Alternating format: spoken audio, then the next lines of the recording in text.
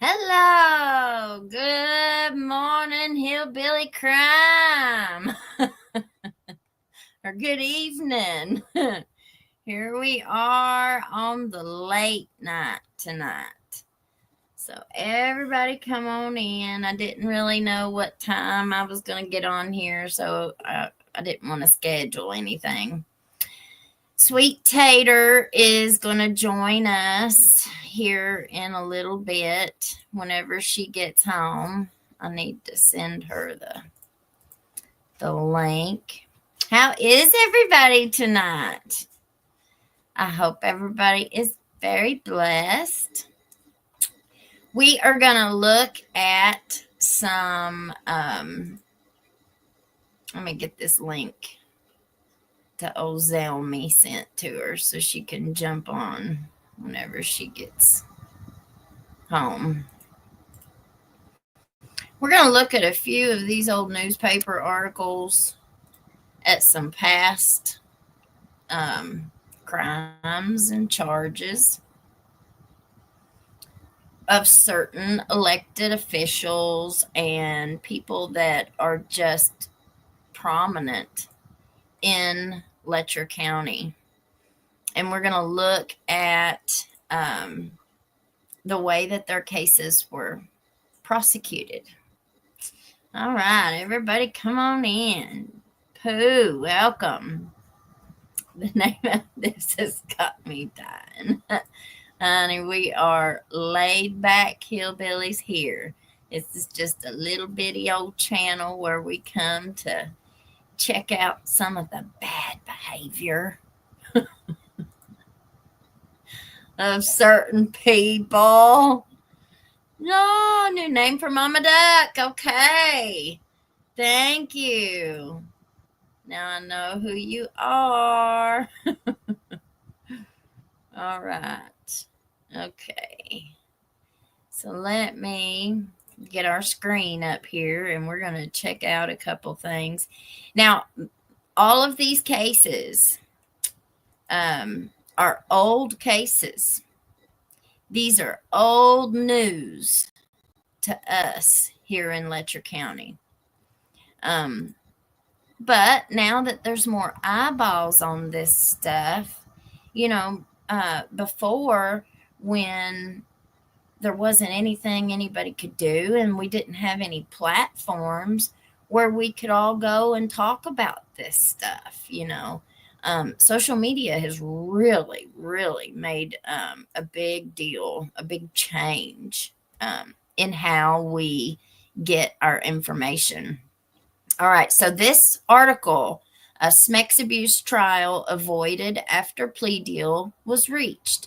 And this was this article was written April 19th of 2023. This was a big case.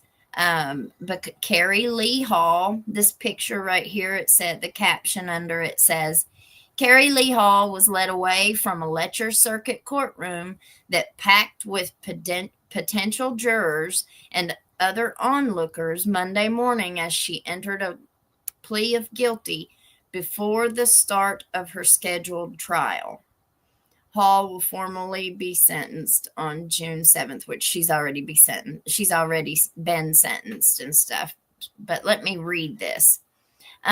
One of the things that I noticed is with this case, this was a woman who was charged. Okay. She was a nurse. I'm not sure what her title was, but she worked in the abused children.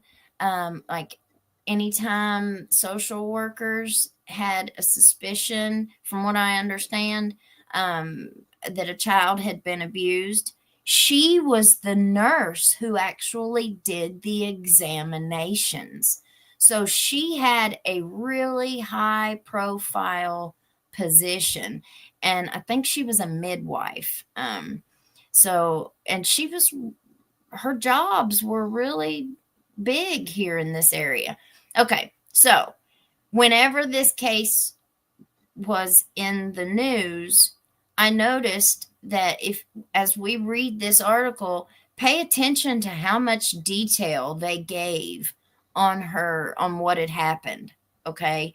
And versus the Patrick Little case that absolutely zero information or context has been released around it.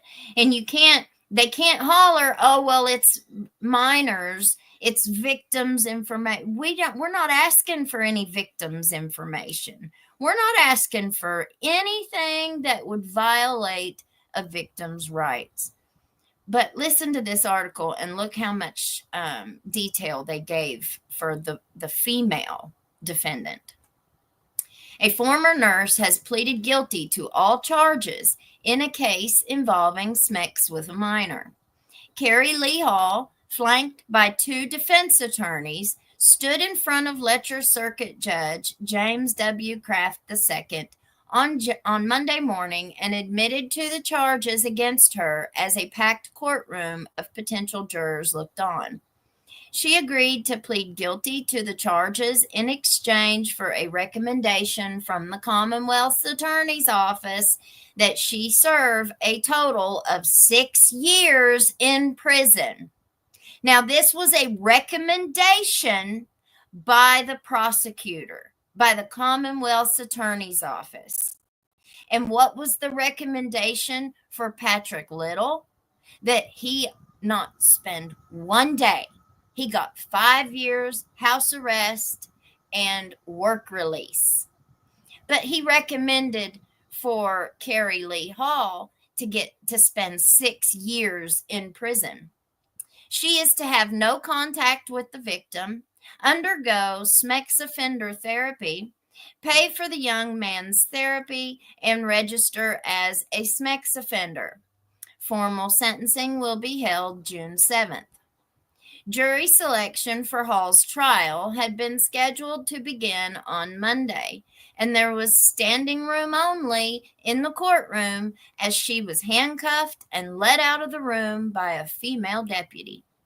Hall was arrested October 30th, 2020, after a video of her performing a sex act with a male high school student began circulating among his fellow students. Hall, who specialized in midwifery, was soon charged in 6 separate indictments with 26 charges, including the R word, the S word, sodomy, and attempting to bribe the boy's mother to influence her and her son's testimony or to avoid testifying. The sex charges include 2 counts of first-degree sexual abuse, 2 counts of third-degree R-word, 5 counts of use of an electronic device to induce a minor to engage in sexual or prohibited activities, 4 counts of use of a minor under 18 years old in a sexual performance, 3 counts of viewing possession of matter portraying a minor in a sexual performance, and 5 counts of tampering with a witness, and 1 count of the S word, sodomy. So it looks to me like they stacked her up with charges. Okay. But with Mr. Patrick Little and other people that we've seen, like Mr. Bill Meade, they didn't have any of these stacked up charges. With Patrick Little, the grand jury came back and indicted him on 44 counts. And so they dismissed all of them except for 2 counts. They kept 1 count of each for him. And it doesn't look like they did much negotiations on her charges. Critics in the county have been divided over whether she should have been charged at all, since the boy was over 16, or whether a 6-year sentence is not enough. Prosecutors said Hall was more than 10 years older than the teen when she had sex with him, which has been a felony under Kentucky law since 2012. In addition, Hall was in a position of trust since she was a sexual abuse nurse examiner, a nurse certified to examine and talk to children about sexual abuse that they might have suffered. Hall could have received up to 20 years if a jury had agreed to sentence her to a maximum term on each charge and make the sentences for charges stemming from actions on different days run consecutively. Well, it didn't look like they were planning on doing any of that with Patrick Little. Under state law, sentences for crimes that occurred at the same time must run concurrently, effectively limiting the total time served to the term of the single longest sentence, which is why they ended up dropping the 42 charges against Patrick Little and just keeping one of each, because they would all run concurrently, which is what I'm guessing. I'm no lawyer, remember. Hall's recommended sentence is the maximum allowable when the charges are concurrent. A co-defendant in the case, Lenville Lenny Bates, 46, of Thornton, was indicted on charges of complicity with Hall to bribe or intimidate a witness. He got off real good too, being a man. Complicity to tamper with a witness and complicity to tamper with physical evidence. His trial had been rescheduled for the same day as Hall's, but Bates appeared a week earlier in Letcher Circuit Court and accepted a 1-year diversion on the single charge of complicity to tamper with a witness. The other charges were all dropped. Diversion was given in exchange for him agreeing to testify truthfully against Hall this week. He was represented by Whitesburg attorney Daniel Dotson. Of course he was. Hall was represented by attorneys Terry Dean Jacobs of Heinemann and Steve Romines of Louisville. The case was prosecuted by Letcher Commonwealth's attorney Edison Banks, who is no longer with us, and assistants Michael Watts and Nick Whitaker. Okay. Now, we're going to read this one. This is April 12th, 2023. A man accused of tampering with a witness in the sex abuse trial of a former nurse practitioner has been given pretrial diversion in exchange for agreeing to testify in her trial. Jury selection in the trial of Carrie Lee Hall, 43, is scheduled to begin at 9 a.m. on Monday. Lenville Lenny Bates, 46, of Thornton, was indicted on charges of complicity with Hall to bribe or intimidate a witness, complicity to tamper with a witness, and complicity to tamper with physical evidence. His trial had been rescheduled for the same day as Hall, but Bates appeared Tuesday in Letcher Circuit Court and accepted a 1-year diversion on the single charge of complicity to tamper with a witness. The other charges were dropped. Prosecutors said Bates was not involved in the sexual aspects of this case and didn't know about it until just before encouraging the teenage boy involved to destroy his phone to keep Hall from going to jail. Bates will have to pay the boy's mother $1,200 in restitution for the phone and $165 in court costs. Cannot possess a pew-pew for the length of the diversion, cannot possess or consume alcohol or illegal drugs, and will be subject to random testing. In exchange, he agreed to testify truthfully in all proceedings against Hall. Hall, who specialized in midwifery, is charged in 6 separate indictments with 26 charges.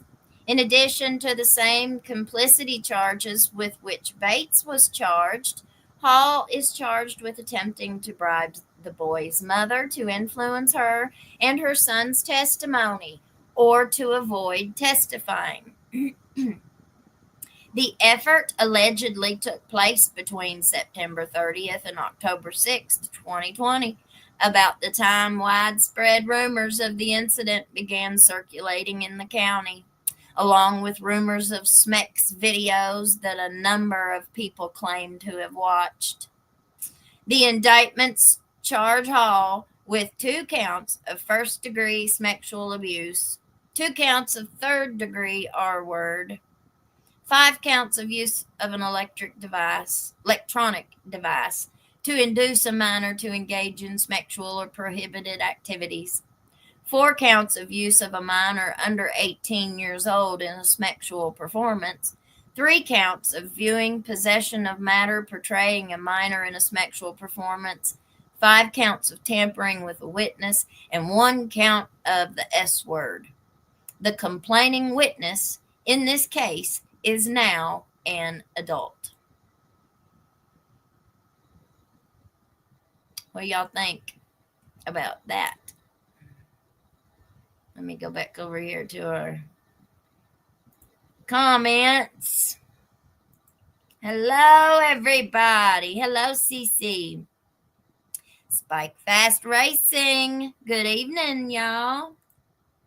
Hello. Support with Steffa.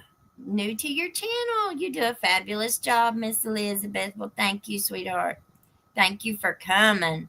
Hello, Hillbilly Crime from Mexico. Holy Toledo. That's cool. New member. Extreme Blonde. Welcome, welcome, welcome. We're going to start doing some member stuff. So thank you to Mama Duck. She's got a new name now. I don't remember exactly what it was now. But anyway, we've got us a Discord set up. So it will be members only for our Discord. And we're going to get all of that put together for everybody. So just bear with us. We're a little bit slow getting it going. Hey, girl. Hey. Hi, chat.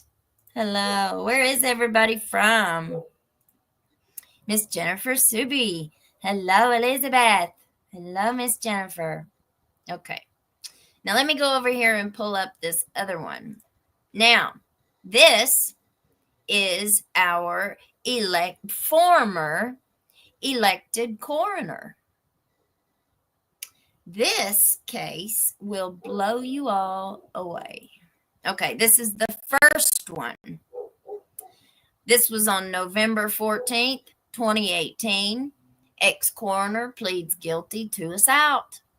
A former Letcher County official has pleaded guilty to charges that that he hit and bit his ex-girlfriend last month. Marty Allen Baker, 44, who was coroner for 5 years before he resigned last year, was sentenced to 6 months, probated for 2 years. Baker was charged with 4th-degree assault with minor injury after allegedly head-butting, biting, and kicking Brittany Boggs on October 14th. Baker of Thicket Branch turned himself in at the Letcher County Jail on October 26th after being told by police that there was a warrant for his arrest. Boggs of Cumberland, who is a nurse and works with Baker at Whitesburg ARH, that's the hospital here in Whitesburg, obtained the warrant the day of Baker's arrest, saying the incident occurred 12 days earlier. Since Boggs obtained the warrant herself, Neither Kentucky State Police nor the Letcher County Sheriff's Department had a case open on the incident. Trooper Jody Sims at the Hazard KSP post said there is no record of a 911 call. Boggs swore in the warrant that Baker pulled her hair and then later headbutted her 4 or 5 times, busting her nose and putting a big knot on her forehead. The warrant then says Baker held her down on a bar and bit her all over her body and held her up against the wall and kicked her legs several times. Baker was to attend a hearing on a domestic violence order November 7th. Instead, he pleaded guilty, and District Judge Kevin Mullins dismissed the emergency protective order against him. Kentucky State Police Trooper Michael Burton served the warrant on Baker, and he was released from jail the same afternoon on a $50,000 property bond. He remained free pending trial on conditions that he have no contact with Boggs, make no social media posts of any kind about her or the case, that he not violate any laws, and that he make all scheduled court appearances. His probation terms require that he have no communications or contact with Boggs. Baker is a registered nurse and night shift supervisor at the Whitesburg Hospital. He served as Letcher County Coroner from 2010 to 2015, when he resigned just 9 months after being sworn in for a second term. Okay, now that's the first case. And so let me go over here and grab the second one.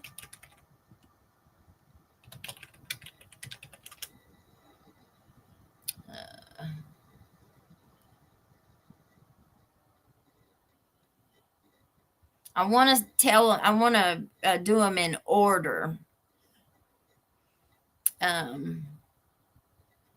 So let me check the dates here.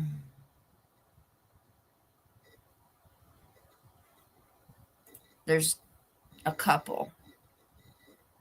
All right, so let me share this one.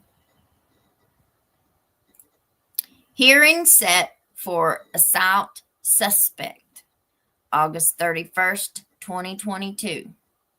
Arraignment is set 3 p.m. today for a Whitesburg man charged in assault 10 days ago.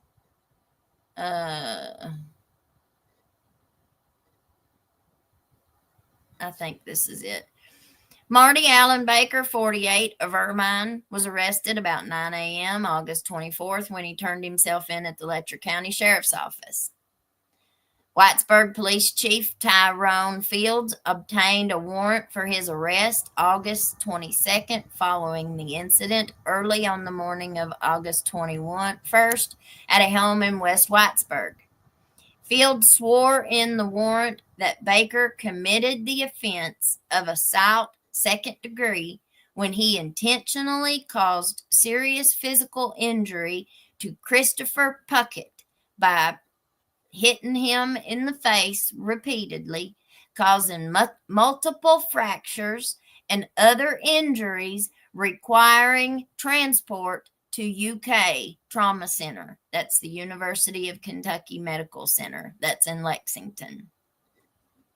Baker was released from jail about 3:30 the afternoon of his arrest after a family member posted the required 10% or $25,000 of a $250,000 bond. Wait till you all see what he did to him. It's got pictures.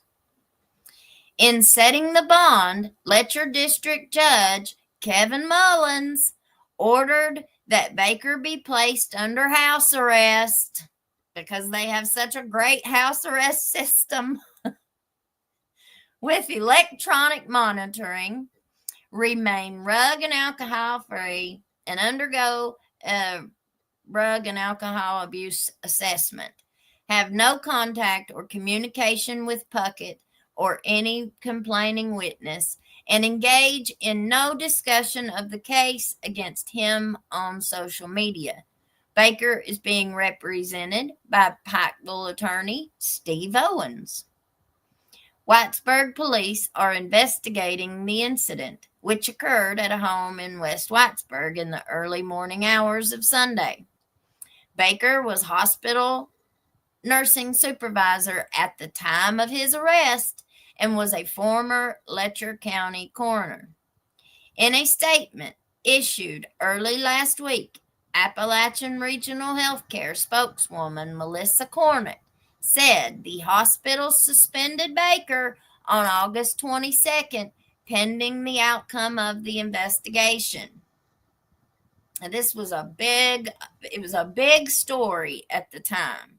And everybody was always saying, oh, well, it's all going to come out now. Well, they can't hide it now. They'll be investigating Letcher County with this. It never happened. It never happened. Look at what happens in this case. We are aware of the allegations surrounding a non-work related. Now, this is the comment. This is the statement that the hospital put out after he was arrested. I've never in my life heard, especially a hospital, coming out with this kind of a statement. It blows you away. We are aware of the allegations surrounding a non-work related off-hospital campus incident involving a member of the Whitesburg ARH hospital nursing staff. First and foremost, our thoughts go out to the victim, who we wish a quick and full recovery, the statement said. While we will not comment on an active police investigation, Appalachian Regional Healthcare, ARH, stands firm in the fact that we do not condone any acts of aggression or violence, not on our hospital campuses, not within our local ARH communities, or any community for that matter. Based on the nature of these allegations, ARH informed the employee on Monday that he was being put on a suspension of duties pending the completion of any investigation launched by the proper authorities in this matter. Just in my opinion, that really comes off as we're supporting Mr. Baker. A friend has started a GoFundMe page for Puckett to help pay medical bills and replace income lost while he can't work. As of Tuesday night, the page had raised $5,280 towards a $5,000 goal. So it maxed out the goal and he got more. Puckett was a key witness in the trial of James R. Huffman IV, who is currently serving a life sentence for the red rum of Michael Hogg on January 1st, 2014. Puckett, who was one of three friends with Hogg that night, was poked. I don't want to say the bad word, stabbed in the back during the incident, which occurred on Hayes Street in Whitesburg following a New Year's Eve celebration. Baker served as Letcher County coroner from 2010 to 2015 when he resigned just 9 months after being sworn in. There he is, guys. Look at these pictures. It's absolutely unbelievable.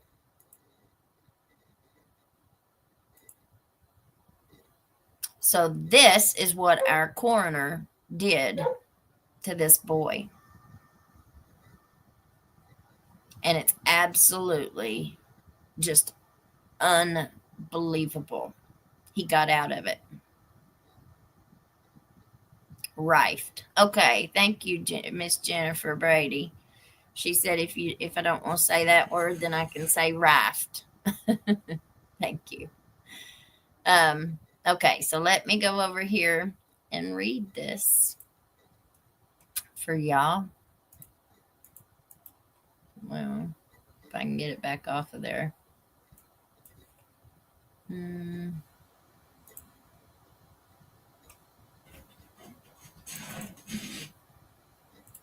Give me just a second. Let me back out of here. There we go. I have to reshare it again. And let me let this dog in, or if I don't, she won't shut up.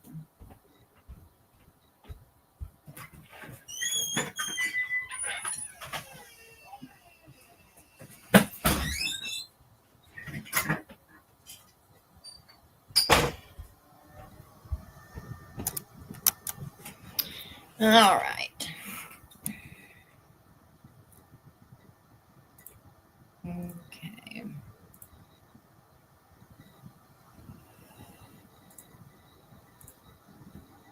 This one. All right. This was August 24th, 2022. Whitesburg police are investigating an assault that occurred early Sunday morning and sent a McRoberts man to the University of Kentucky Medical Center. A friend has started a GoFundMe page for Christopher Puckett. Puckett is a well-known and well-liked person around Whitesburg and Letcher County. Social media posts have generated hundreds of comments from people supporting him. People were outraged when this happened, and rightfully so.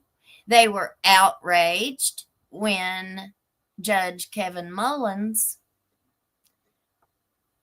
with some of the decisions that he made, the judicial decisions that he made for Coroner Marty Baker in this case.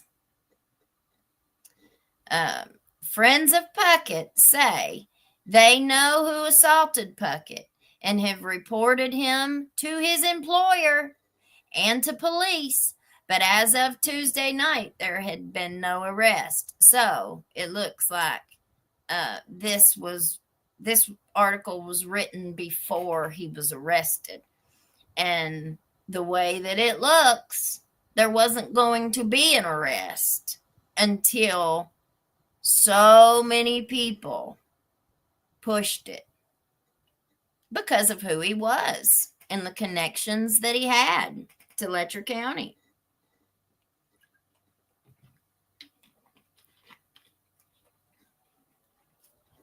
Let's see.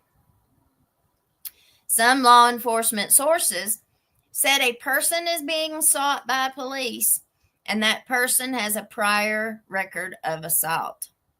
Remember, he was charged with the girl, his girlfriend, what he had done to her. And the word is that he was a big fighter. He was a like a semi-pro, or maybe he just did it as a hobby, but I think he was a fighter. So he knew how to fight. And he's a big, muscular guy. I got pictures. All right. Puckett was a key witness in the trial of James R. Huffman IV, who is currently serving a life sentence for the red rum of Michael Hogg. Okay, we already read that. I don't have to read it again. And let's see. We want the one that tells us what happened.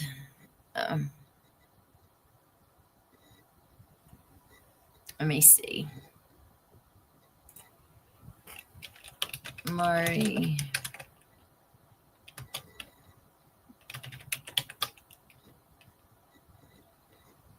Let's see.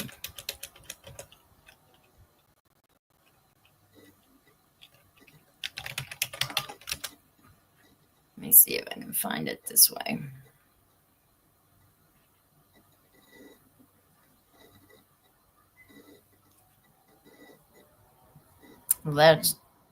Here we go.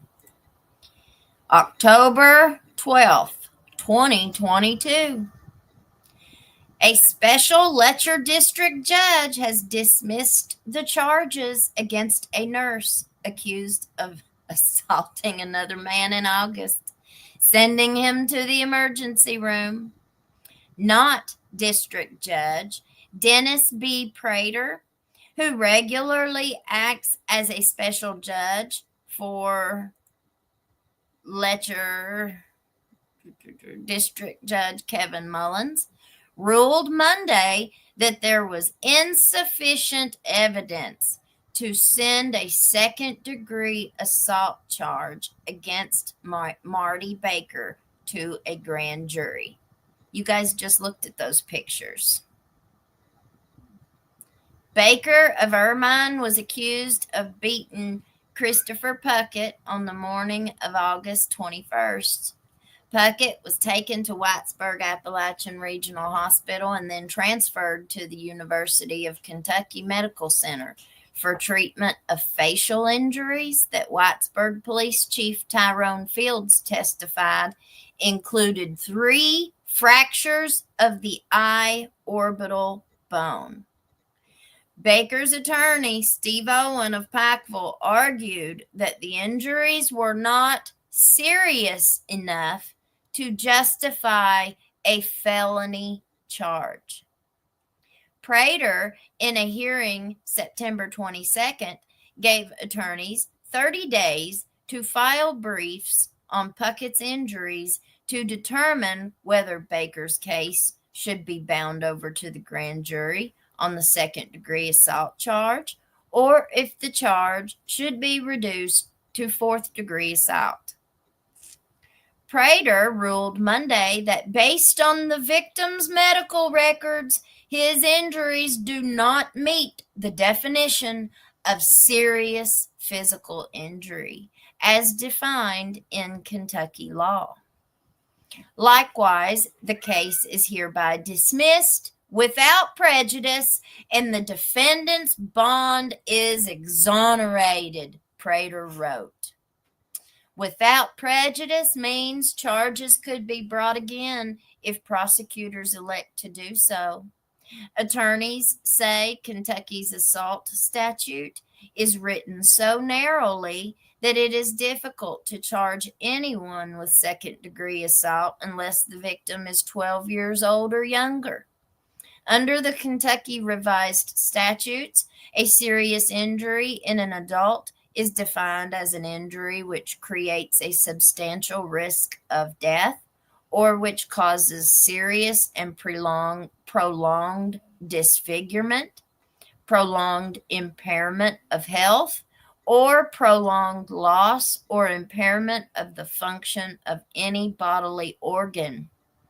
For children 12 and under, the definition includes injuries ranging from bruising near the eyes or on the head, neck, or lower back, overlying the kidneys, to injuries requiring surgery, brain injuries, or seizures. Can you believe that? All right, here's another one. This was September 28th, 2022. Judge delays ruling on whether alleged assault a felony or misdemeanor. So this one was probably before. So I might have went out of order with this. A judge has given the prosecution and the defense attorney for Whitesburg nurse Marty Baker 30 days to file briefs on why Baker should or should not be referred to a grand jury on a felony assault charge. Baker is currently charged with second-degree assault of Christopher Puckett after Whitesburg police chief returned a warrant. Baker's attorney, Steve Owens, argued that the medical record should be introduced before a decision is made on whether to keep the felony charge or reduce it to fourth-degree assault, a misdemeanor. If it's only a fracture, it's pretty clear it's assault fourth. If it's something else, we need to know, Owens said. At a hearing last week, not District Judge Dennis B. Prater, serving as a special Letcher district judge, agreed that the medical record should be looked at prior to receiving briefs, but he rejected Owens's motion to release Baker from home incarceration. Owens had said Baker has been a registered nurse for 27 years, 21 of that at Whitesburg Appalachian Regional Hospital, and supervises everyone from the maintenance department to the doctors. And apparently he's got a very allegedly violent past, violent criminal history is what it looks like to me. And, usually people around them know, right? So he got as far as where he got with everybody around him knowing exactly what kind of person he was. He has basically become the administrator of that hospital at night, Owens said. ARH, does that let you know how much pull he had here in Letcher County? How many connections he had? ARH announced shortly after he was charged that Baker was suspended pending the outcome of the case. He said the access to Baker's property was washed out in the flood, and as long as he is on home incarceration, he can't look for someone to fix it.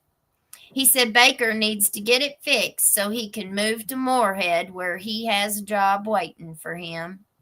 Prater said the issue had not been taken to the pretrial officer and release was denied. The motions came at the end of a short preliminary hearing at which the prosecution called only one witness and the defense called none. The one witness, Chief Fields, said that he missed a call at 4:30 a.m., and when he returned the call a little after 5 a.m., Whitesburg Police Patrolman Hunter Holbrook told him he responded to a 911 call at the home of Ashley Bentley on High Street, where he found Baker on top of Puckett in front of the house. But there was no assaulting at that time. The assaulting had already taken place. He said Holbrook called him to find out how to handle it. But Fields didn't hear his phone and didn't get the message until 5 a.m. In the meantime, Puckett was sent by ambulance to the Whitesburg ARH and then on to the University of Kentucky Medical Center for treatment of 3 orbital fractures. Baker was allowed to go home. Fields said he took statements from all 3 and obtained a warrant on that Monday morning because of the fractures to Puckett's face. Fields said none of the 3 people there could tell him much about what happened, but that Bentley said in a statement to police that Baker and she had asked Puckett to leave the house, where they had gone after a night of drinking at a bar.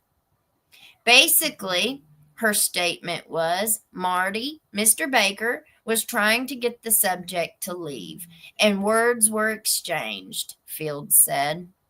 Fields said Bentley had been in the home bar in the basement and didn't come out until Baker and Puckett were already on the porch. He said she didn't remember the argument on the porch, but a video showed the 3 in conversation on the porch and then showed Puckett walk to the side of the porch to urinate. Fields said words were exchanged, and then the video does show, in fact, Mr. Puckett stepped towards Mr. Baker. Mr. Baker stepped back. This goes on for about 15 minutes, and then he pushed Mr. Puckett off the porch. Puckett then went down to the road, and he and Baker appeared to be yelling at each other. I could see a few punches thrown, which were in Mr. Baker's face, and then the fight goes off the camera, he said. Fields said the two ended up in a ditch in front of the house with Baker on top of Puckett. Fields said Puckett said he did not remember what happened, but he feels he called Marty a woman beater. Fields said both Puckett and Bentley said they didn't remember what happened. That's what happens when people are intoxicated, you know. They were all intoxicated, all three of them. Extremely intoxicated, Fields said. Fields said the video shows Puckett never came back on the porch and never walked toward Baker. Fields also testified that he never saw Puckett strike back at Baker, and he had no wounds on his hands. On cross-examination, Owens focused on Puckett being intoxicated and that he was urinating on the porch. He didn't mention urinating off a porch on a public street and turned toward a woman while he was doing that, Owens asked. Oh, so he asked that. He didn't mention urinating off a porch on a public street and turned towards a woman while he was doing that, Owens asked. That matters, context. No, Fields answered. Owen also questioned if Puckett had suffered any impairment of bodily function, permanent disfigurement, loss of use of any organ. Fields answered no to each question. Just a fracture, Owen said. Here below his eye? Fields said he did not know the location of the fractures. And then I guess it was dropped. Let's see if this update has anything.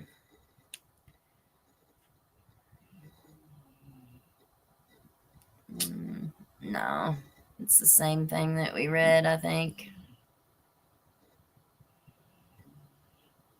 Yeah, that's the same thing we read. All right, let me get over here to some of these comments.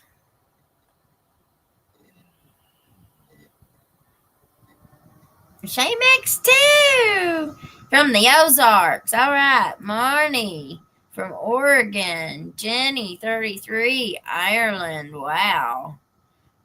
Welcome. Welcome to our little old channel from Kentucky. From BC, Canada. Love the accent. Well, thank you. Jennifer's in Pennsylvania.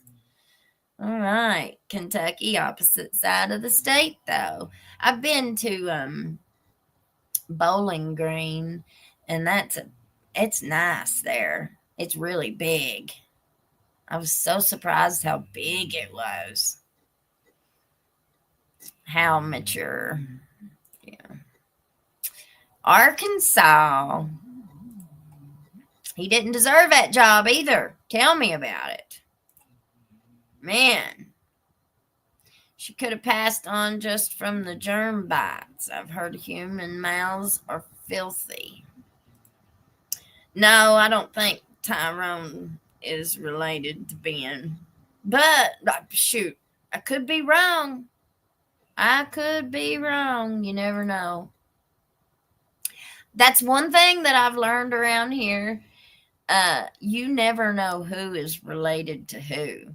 And so if you say something about somebody, you better be careful because they might just be their fifth cousin, fourth removed,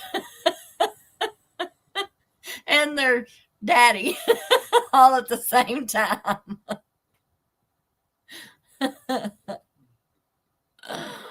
Yeah, right. Yeah. Love America. That's horrifying. It's all just unbelievable. That was the coroner. The former coroner. Yep. So, the woman who called 911 in this case to have the police come over and, the fight had happened. The female, she's now married to Marty Baker, and they moved away from here. But her ex-man, before she got with Marty, she was with Daniel Dotson. And Daniel Dotson is the big high-priced lawyer in Whitesburg. He's the one that I heard from a couple different sources that Mickey had went to Daniel's office first before he went to the judge's chambers. We don't know why, but Daniel wasn't there. And so, but that's what I've heard.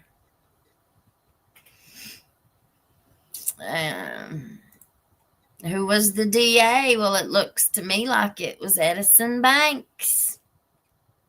Mr. Edison Banks, our Letcher County prosecutor, who had the live-in caregiver that was obviously transporting lots of bad things in his vehicle, remember? So you've got Taylor Pratt living with him, and she got out of all kinds of charges. She got out of all kinds of trouble.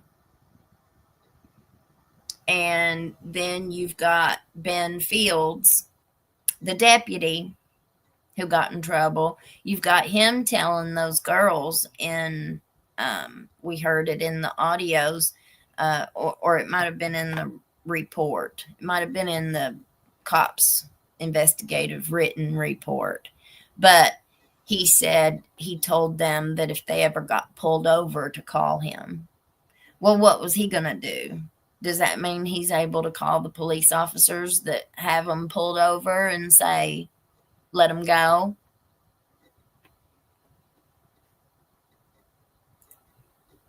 I enjoy listening to crime read by a YouTuber who speaks my Southern English twang.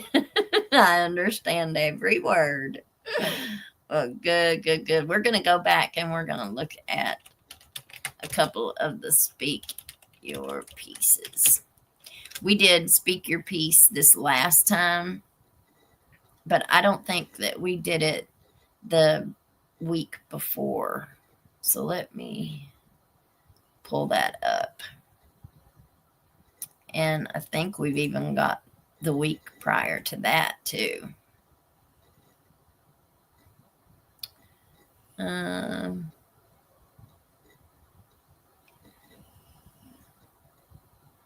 No, we read that one.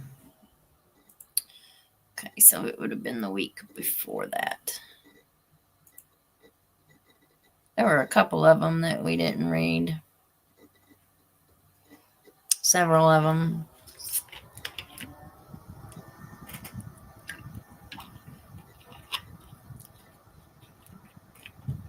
Make sure I haven't read all it. Well, even if we did, we'll read this one again. If I did.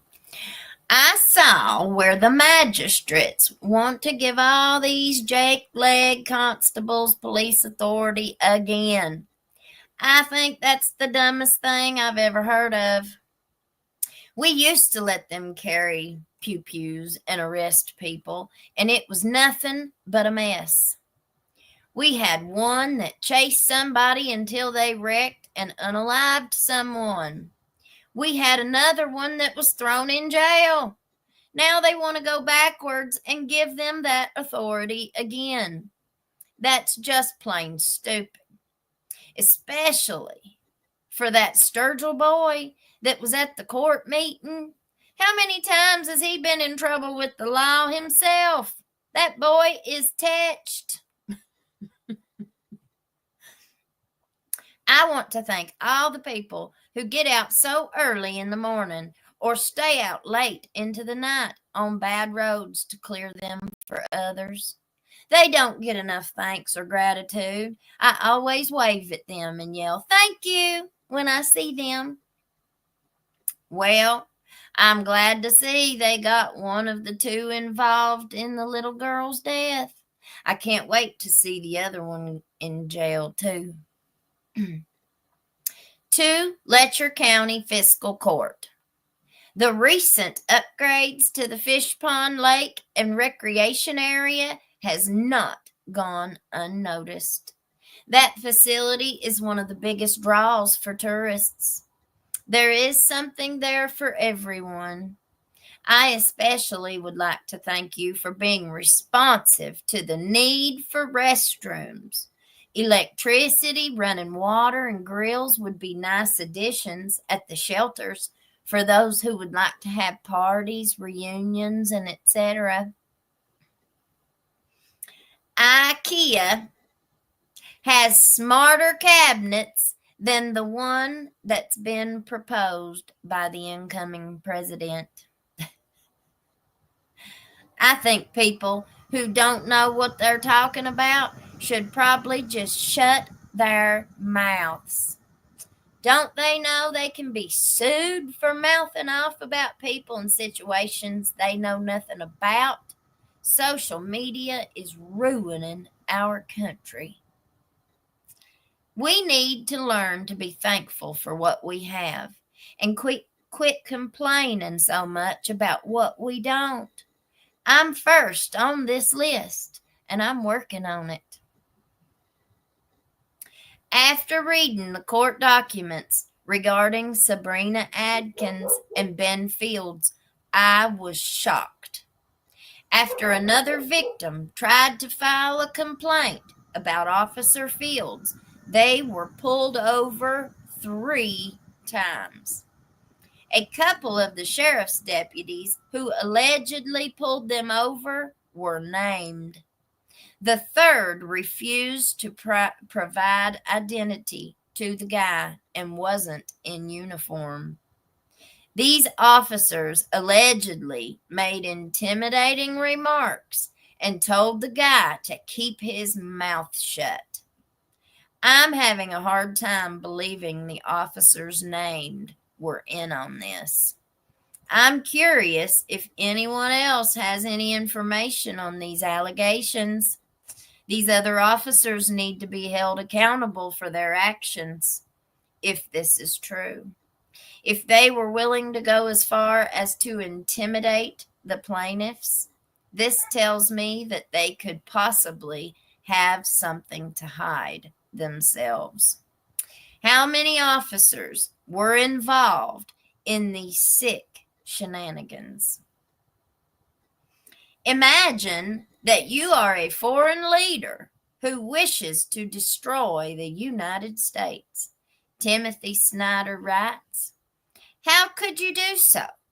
The easiest way would be to get Americans to do the work themselves, to somehow induce Americans to undo their own health, law, administration, defense, and intelligence." From this perspective, he explains Trump's proposed appointments, Kennedy Jr., Musk, Ramaswamy, Hegseth, Gabbard, are perfect instruments.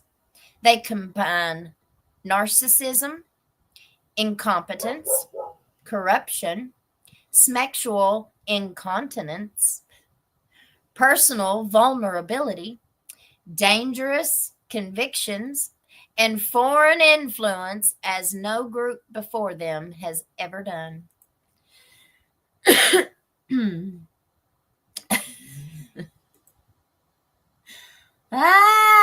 Happy Thanksgiving, everyone. I hope you get to spend it with family and friends that you love. I know a lot of people have empty chairs at the table this year, but enjoy those who are still here. We don't know what will happen over the next year, and we should appreciate this year. For all the sheep believing the lies told about the local businessman, this is the one I was talking about last night, who recently pleaded guilty to allegedly having inappropriate interactions with 2 minors. I think this is about Patrick Little. Just know there are three sides to every story. There's her side, his side, and God's side. God knows the truth. It's just sad that you live in the most crooked, backward county in Kentucky, where a lawyer would urge an innocent man to plead guilty for a lesser sentence rather than do some real defending to try to clear his client's name. And I'm pretty sure Daniel Dotson was his lawyer. It's also sad how supposed friends turn their backs on this man just because it's easier to jump on a bandwagon rather than think for themselves. One day we will all be judged. I just hope you will be ready. Certain persons had over a year to make up a story and refine it so well that now they probably even believe it themselves. Those of you who those of you who know who I'm talking about, please pray for the man whose life has been turned upside down and for the woman who is okay with being the cause of it. She will not prosper. As for me, I'm glad I no longer live there. That place has become a corrupt pit from the depths of hell. What is up with the Wi-Fi? I'm well and truly sick of the off and on. We get charged the same every month, but can't use it all of the time. Just because we're in southeastern Kentucky doesn't mean that we're too stupid to know when we're being had. And we are being had. Christmas is coming soon. Get ready. Now is the time to prepare.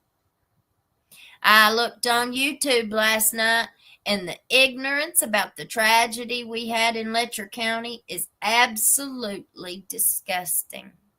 Those who know what happened are not saying anything, but boy, those who don't know simply can't keep their mouths shut.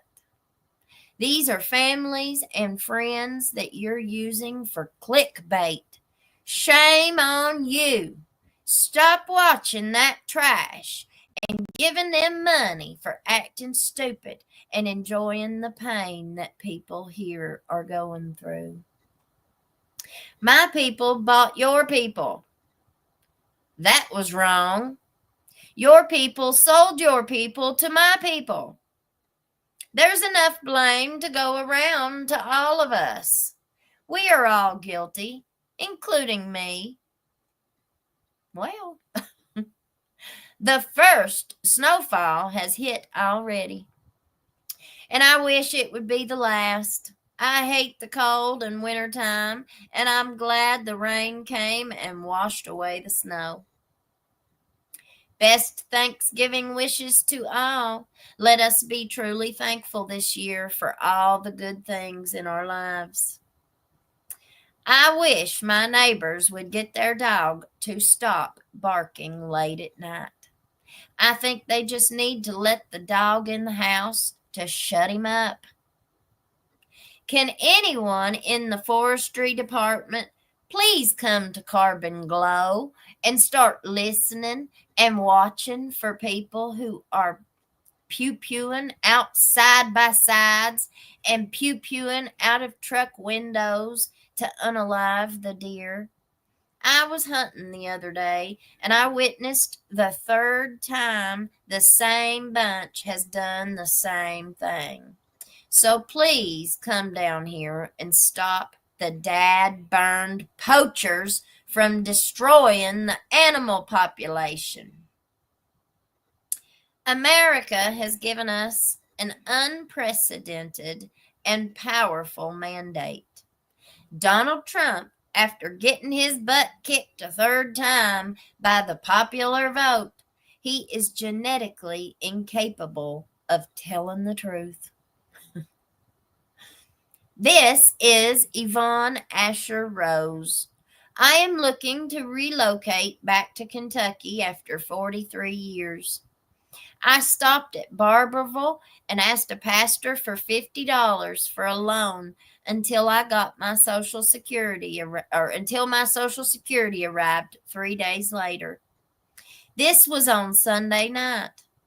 I called the sheriff, and I've been in the psychiatric ward here at the Appalachian Regional Health Center here in Hazard, and I didn't even break a law. Okay, let me start this over. She asked a pastor for $50 for a loan until her Social Security arrived 3 days later. This was on Sunday night. I called the sheriff, and I've been in the psychiatric ward here at the Appalachian Regional Health Care Center in Hazard, and I didn't even break a law. I'm a 77-year-old widow being held hostage against my will. All I did was tell the pastor I was lost and needed help with buying some food until my Social Security came in on Wednesday. I want my rights. I haven't had one right since I've been here at Hazard.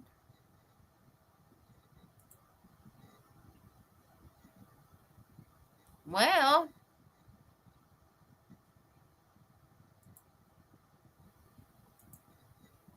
did you all hear all that? That was kind of odd. I wasn't expecting that.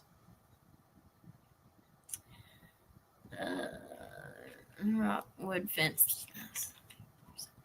That was kind of off-putting reading that. 77-year-old woman.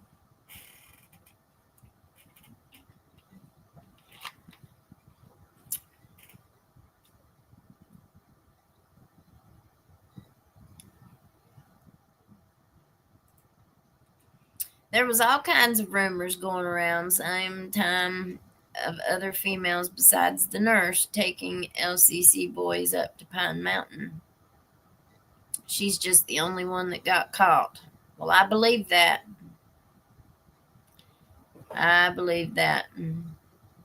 They used to, back in the day, there used to be some pretty wild Smex parties that lots of people around here got invited to, except me.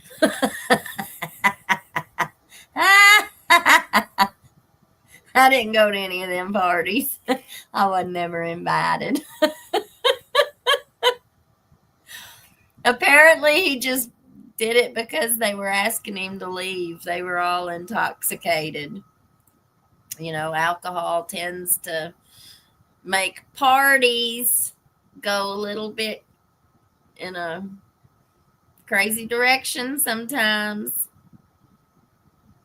So the 4 people that were in Mullins's chambers before Steins went in apparently was one of the assistant attorneys. I think it was Michael Watts.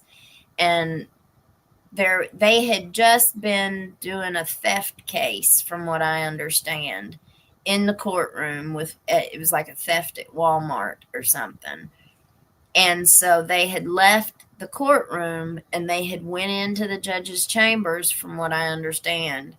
And they were in there discussing details of however they were going to move forward with that case. And so it didn't have anything to do with Mickey or anything like that. And so that's what I understand. That's who was in the judge's chambers. And Miss Sherry, I think it was because they were all the main bar that everybody goes to is the same place that Mickey and Kevin were eating lunch that day, the Street Side Bar and Grill. So you have that one, and then you have right across the street, which is Summit City. And so those are really the only 2 places that sell alcohol that are kind of like bars where you can hang out, and they have music, live music and stuff. So, and that's the big hangout. That's where that's the big hangout. That's where the prosecutors go. That's where the defense attorneys go. That's where all the elected officials go. That's where they go, is down at street side. And, it's right there close to the courthouse, so they can eat lunch there during the day, and on the weekends and night times, they can go party with the best of them. And, nowadays, I don't think there's as much of the partying that goes on, but I could be wrong. I don't never go down there, so I don't personally know. But my ex-husband played guitar down there, and I've heard all the stories. He's told me all the stories, all the dish. And, it's pretty bad. This one was with this one, and with this one be with this one's spouse, and this one would be with that one's spouse. And, there's always been big rumors of swinging going on. And, where there's smoke, there's fire with a lot of that stuff. There's just been too many people that have been there and have taken part in these things for it not to be true. Let's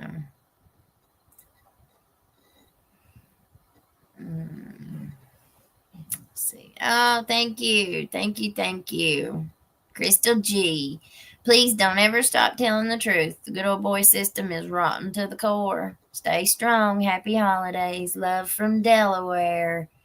Thank you, thank you, thank you. That makes you our stream sponsor, Miss Crystal. Thank you. For the longest time, I couldn't figure out the difference between a super sticker and a super chat.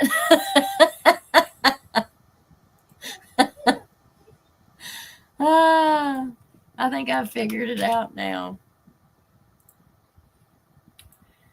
Zelmy still ain't showed up yet.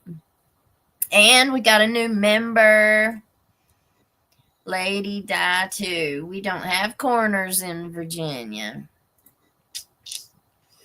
Catching my first live. Welcome, Miss Misty.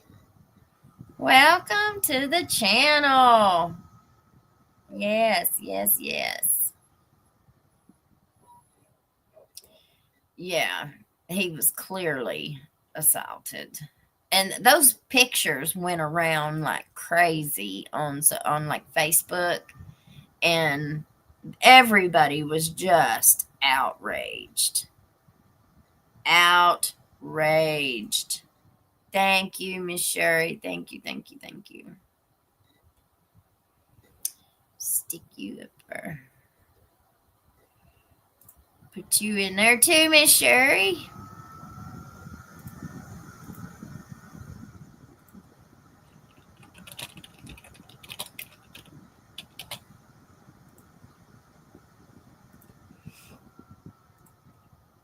It's never ending.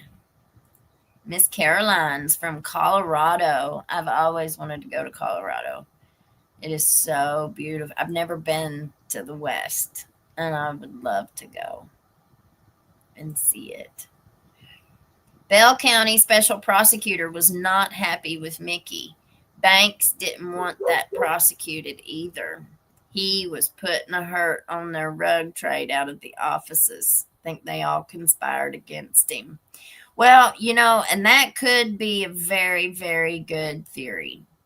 In one of the documents that we got out of the public records, it showed, it told of all the things that Mickey had done. Like Mickey had put together the complaint, and he had sent all of his stuff in, asking for an investigation. Now, I don't think it was before the female lawyer for the victim put in asking for an investigation, But it looks like Mickey did put in asking for an investigation. Now, it was after the fact, of course, but with the Taylor Pratt case, Taylor Pratt was remember, the caregiver to Edison Banks, who was the prosecutor here in Letcher County. They sent it to Bell County Special Prosecutor to prosecute Taylor Pratt for all of those rug charges. She never even put in an appearance on the case. Never would answer any phone calls, wouldn't answer the phone, would not answer any communications whatsoever, even from our Letcher County Sheriff, Mickey Steins, who it seemed like was trying to push that case. Now, whether he was or not, we don't know, but it looked like he was. It looked like he was trying to get it, because he even sent in the rug that they didn't know what it was. It was listed as unspecified. Well, he sent it into the lab, and when it came back as the big F word that unalives everybody. And then you had Brandon Watts, I think was his name. He was the KSP or whatever his name was. He was the Kentucky State Police officer who pulled the girl over in Banks's vehicle and found hypodermics all over the vehicle. I mean, they were everywhere. It told, we read the article last night, but it told where all he found them at. And he let her go. He didn't even arrest her. He turned her loose. Why do you think he turned her loose? Because of whose vehicle she was driving.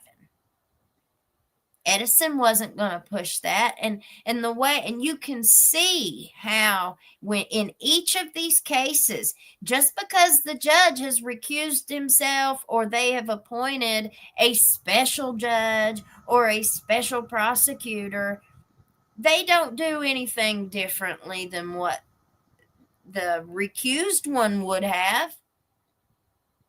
It looks to me like they pretty much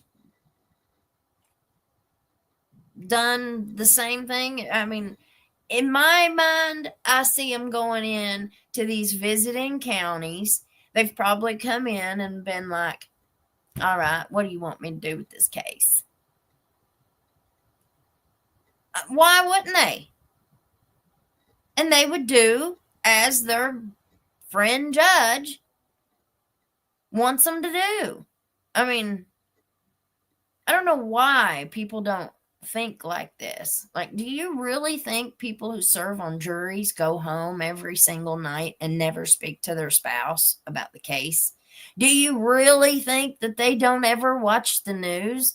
Like, and if you question these things, they're like, oh my gosh, how dare you question the sanctity of our justice system? Well, so many people are crooked and dirty these days. Like, I mean, you can't even trust the freaking prosecutors and the judges. How you think you're going to trust people who sit on a jury not to do what they're told not to do when nobody's looking? So you're expecting people to do what's right when nobody's looking. And I just don't think that happens. I don't think that's realistic. Please hit that like button and subscribe. It doesn't cost you a dime and it helps her tremendously. Yeah.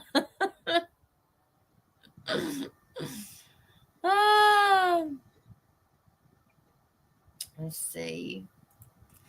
Marty B wasn't nothing but a womanizer when he worked at ARH Hospital. And he's big old buddies with all them men down there. There's lots of women who work in the courthouse. But they're all clerks. You don't have any women who hold any leadership position. Not in Whitesburg, you don't.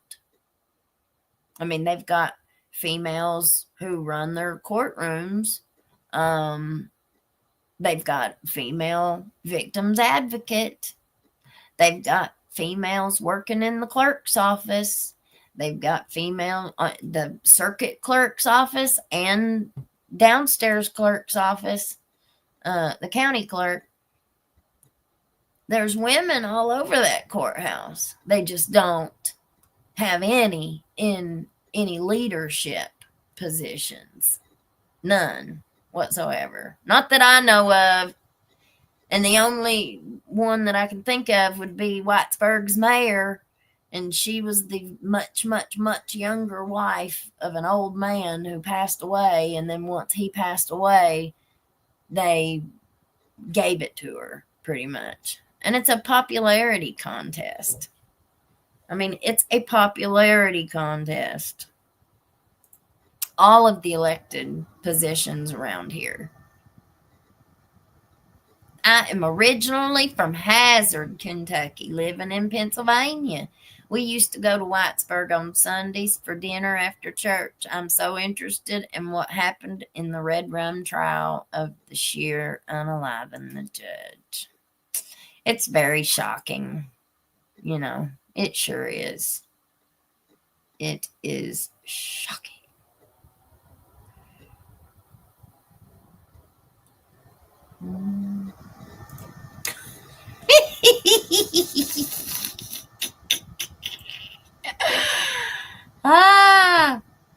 All right, let me see. I forget how we do it. We'll get you. I'll figure it out after we get done, okay? And we'll stick a wrench in there. I'm not really sure what to do.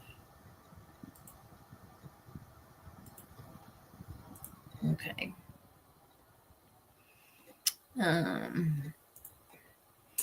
Cop Tyrone got in trouble years ago for drinking. They just slapped him on the wrist like they do all the boys. I've heard he got a BJ in the filmed BJ room up on Pine Mountain.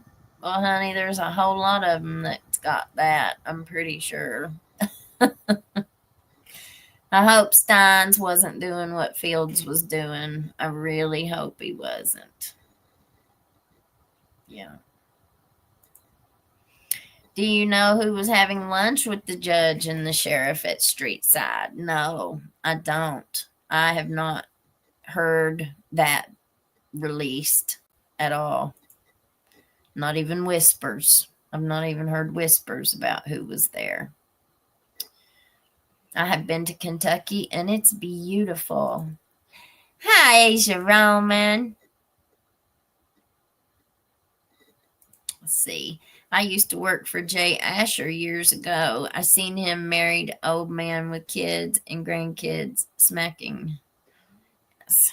He swung both ways for years and real into the, yep. Ain't that awful? That's awful. Oh, Miss Lisa. Thank you. Thank you. Thank you, Miss Lisa. You take over as the stream sponsor. Thank you.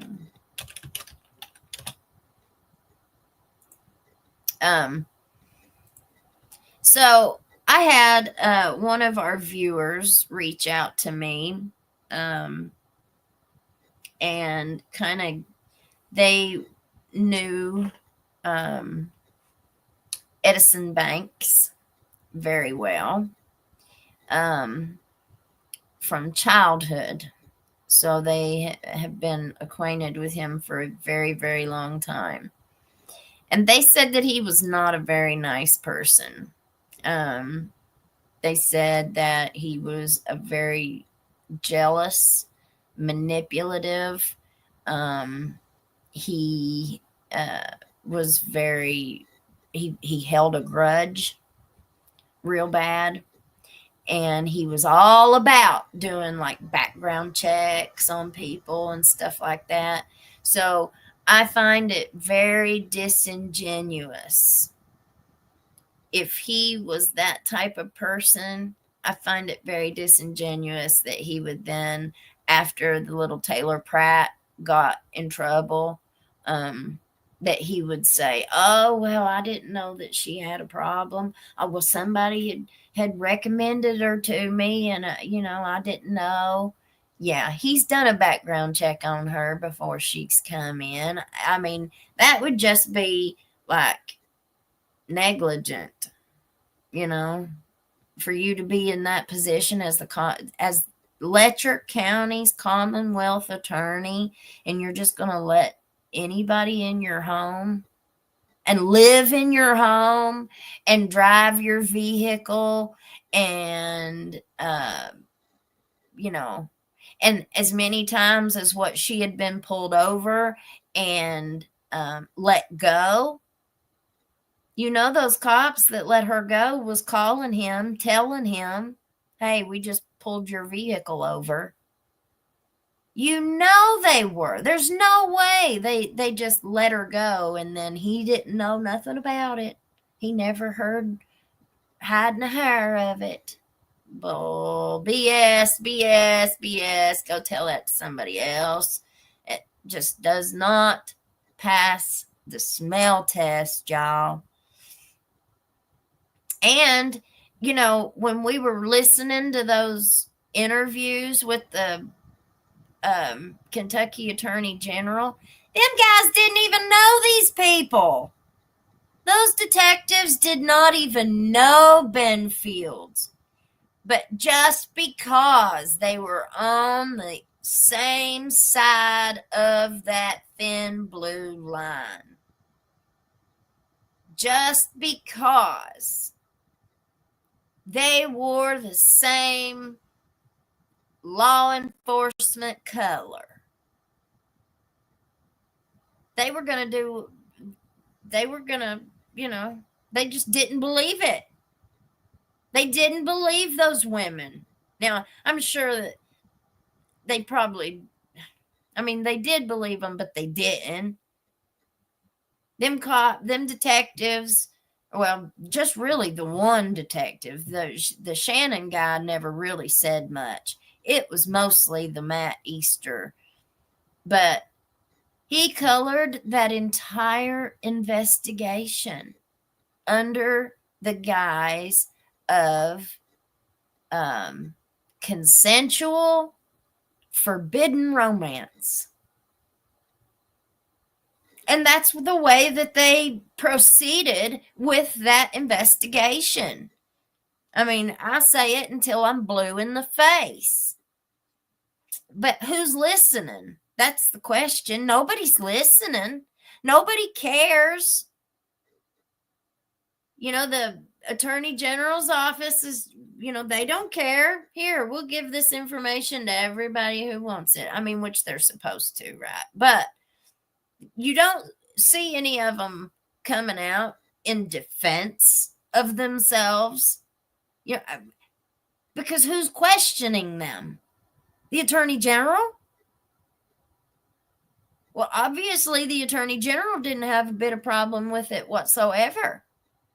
And you got to remember that this is the same Attorney General and his staff who have a direct conflict with Letcher County because of the entire ARC situation. ARC is being investigated by the FBI for Medicaid fraud. Well, ARC is the number one go-to rehab for Letcher County. And it wasn't just our court systems. You can go look at all of them down there at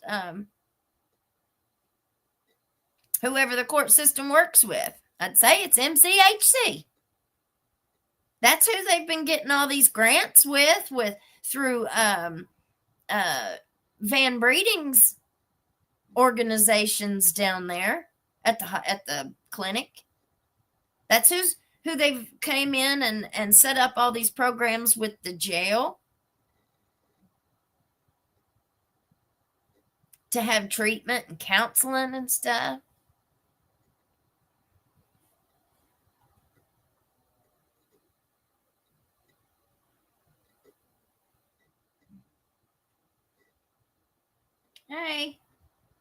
Oh, that was Zelmy, but I don't know if she's home ready or not.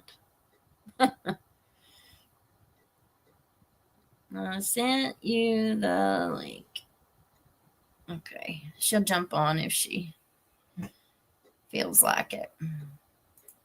Let's see. All this reminds me of South Carolina and the Murdaugh saga with all the corruption and good old boy system. Absolutely. Absolutely. And did you see? I think that they might even end up giving him a new trial. You know, I think, like with that case, with the Murdaugh case, the prosecutors and everybody kept saying, where's the money? Where's the money? There's no way. He's got to have money hid. There's no way he could have spent that much money. Oh, yeah, there is. Oh, yeah, there is. People don't, I don't think people realizes how much money you can lose. GAMB, LING. People can spend a whole lot of money on that way. And whenever you've got opioid addiction, people just don't realize if they had never been in it or if they don't have any knowledge of it. So like one individual piece of medication, whenever that was really popular, the OC stuff, you're looking at $120 a piece back then.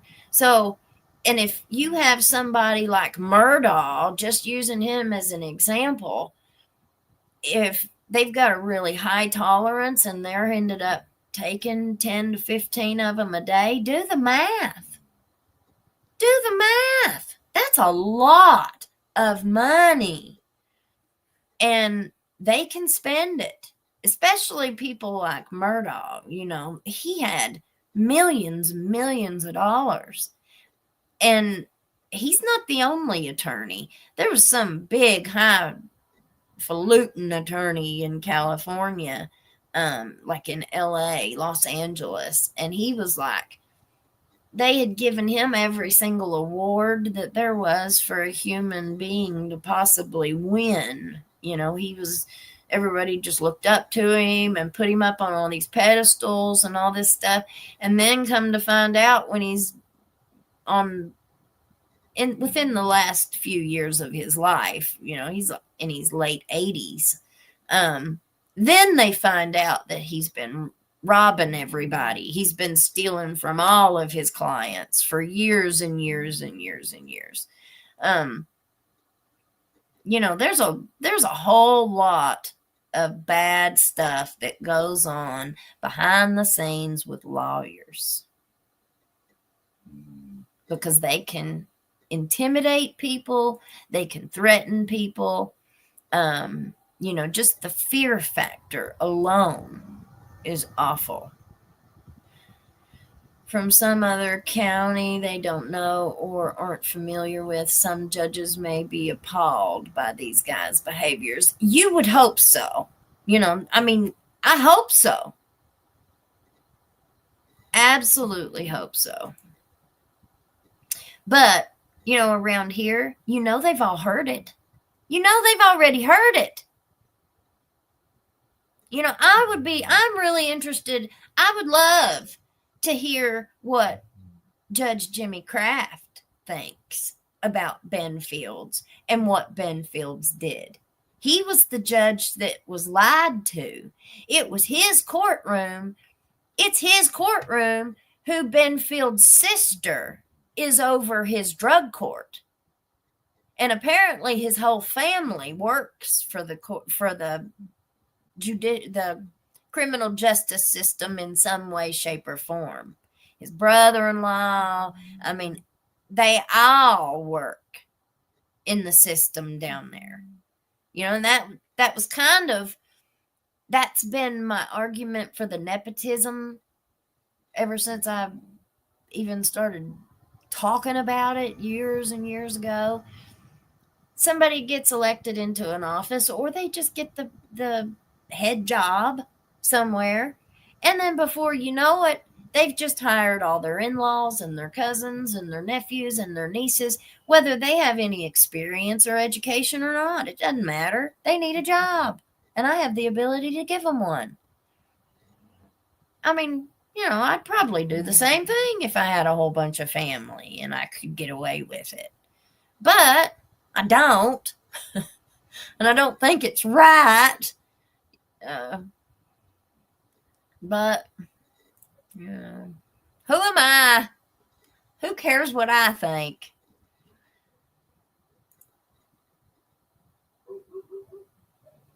Well, okay. So if these two women had been hearing rumors that all you had to do was do this stuff with Fields and you didn't have to pay for your bracelet, well, those rumors had to come from somewhere. The behavior had to have already been set for everybody to already know about it, right? So who were those women? This wasn't the first time he had done it. And if he feels comfortable enough to say, if you ever get pulled over, give me a call. So he already knows that he's got that power. He already knows that he has that authority, and he's used it before.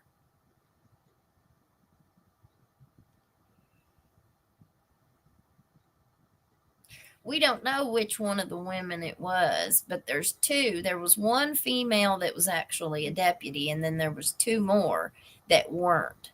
And so it's between the two that weren't, but we don't really know which one exactly. Thank you, Miss Jennifer. Thank you. Where was I? I was right here at home, and I heard about it, and I didn't believe it. I thought, as soon as I heard that there had been a pew happen down there, we didn't know that it was Mickey that was responsible for it. And as soon as I heard it, I said, well, they've took somebody's kid. They've took somebody's kid away from them, and they've went down there and did that.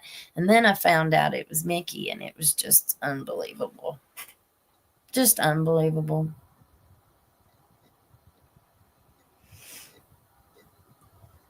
Yeah. They said relationship so many times. I know, Miss Lisa, it was awful. They should be ashamed of themselves. Sunny Days 55. Thank you. I love the lawyer who knows. Him and his wife. I like his little wife too. And his daddy. I love all of them. They're awesome. Sunny Days 55. Thank you.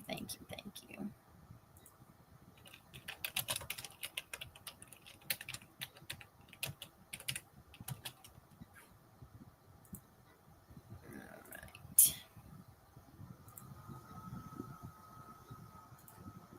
Ben is a pig and should be in for many years, not just 6 months. It's a disgrace. Court system, jail system, they're all the same. It's all about the money, like everything is in life. It sure is. It's sad. Well, I've been doing some digging, and so we're going to be looking at some of his connections and some of the people that he's related to.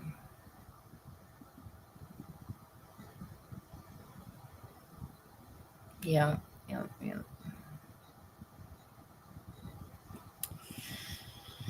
All right, guys. I'm going to cut this one a little bit short tonight. Mommy never did get on. I guess she's awful tired. But we'll do another one tomorrow. So look for our. I'll try to schedule it tomorrow. I didn't want to schedule it today because I didn't really know what time I was going to be getting on. But we'll do another one tomorrow, and we'll look, and we're going to listen to a few of the anonymous stories that I have. I just got to get them a little bit more organized. All right, y'all. Well, you all have a great rest of your day. Thank you so much for all the super stickers and the super chats. Y'all bless me all the time, and I'm so grateful. And you have a great rest of your night, okay? Thank you. Stay blessed. Stay blessed. Bye.